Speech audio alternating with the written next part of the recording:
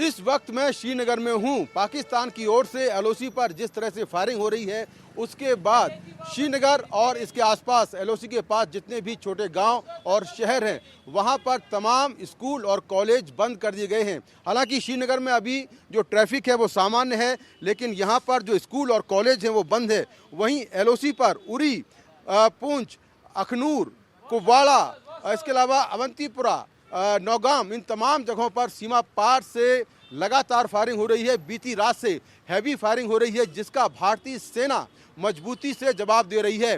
कुछ जगहों पर थोड़े बहुत नुकसान की खबर है, लेकिन जो भारतीय सेना जवाबी कार्रवाई कर रही है उसमें एलओसी के उस तरफ यानी कि पाकिस्तान में कई बंकर और पाकिस्तानी सेना की चौकियां तबाह हो गई हैं। कुछ पाकिस्तानी सैनिकों के मारे जाने की भी खबर है। वहीं एलओसी पर जितने भी गांव और छोटे शहर हैं, वहां पर जो सुरक्षा बल हैं वो लोगों को सुरक्षित ठिकानों पर पहुंचा रहे हैं। ये भी कहा गया है कि जो लोग जिनके पास बंकर हैं वो अपने बंकरों में रहें, अगर बंकर नहीं है तो अपने घरों के अंदर रहें, बिना काम के बाहर ना निकलें। इसके अलावा अलग अलग जिलों में जिला प्रशासन ने हेल्पलाइन नंबर भी जारी किए हैं और ये कहा है कि कोई भी मदद चाहिए हो तो इन नंबर पर संपर्क कर सकते हैं। वहीं सांबा सेक्टर से एक बड़ी खबर आ रही है।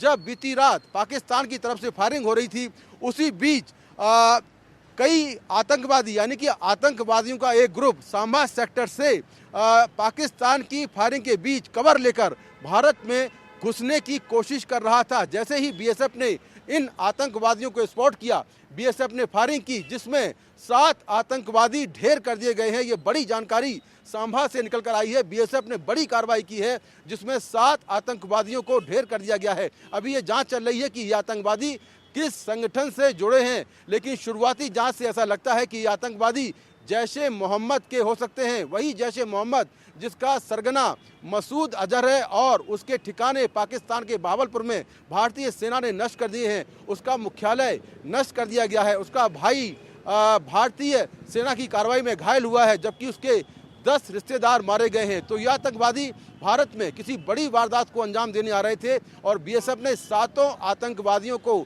ढेर कर दिया है। एलओसी पर लगातार जो हालात हैं वो तनावपूर्ण हैं और भारतीय सेना पाकिस्तानी जो फायरिंग है, जो पाकिस्तान की तरफ से फायरिंग की जा रही है, उसका मजबूती से मुंह तोड़ जवाब दे रही है। तो यहाँ एलओसी पर अभी फिलहाल हालात तनावपूर्ण हैं। हालांकि श्रीनगर में कुछ राहत है, यहाँ पर स्कूल कॉलेज ज़रूर बंद हैं, लेकिन ट्रैफिक सामान्य है, सड़कों पर आवाजाही है। हालांकि यहाँ पर जो सुरक्षा बल हैं, आप देख सकते हैं कि जो हमारे सुरक्षा बल हैं वो चप्पे चप्पे पर तैनात किए गए हैं और कहीं भी अगर कोई गड़बड़ी होती है तो तुरंत गोली मारने के आदेश जो हैं वो यहाँ पर हैं। अगर कोई भी गड़बड़ी फैलाता है या ये लगता है कि पाकिस्तान की तरफ से कोई हरकत हो रही है तो तुरंत कार्रवाई के आदेश दिए गए हैं। श्रीनगर से कैमरा पर्सन अशोक महाले के साथ मैं मुकेश सिंह सेंगर, एनडीटीवी इंडिया।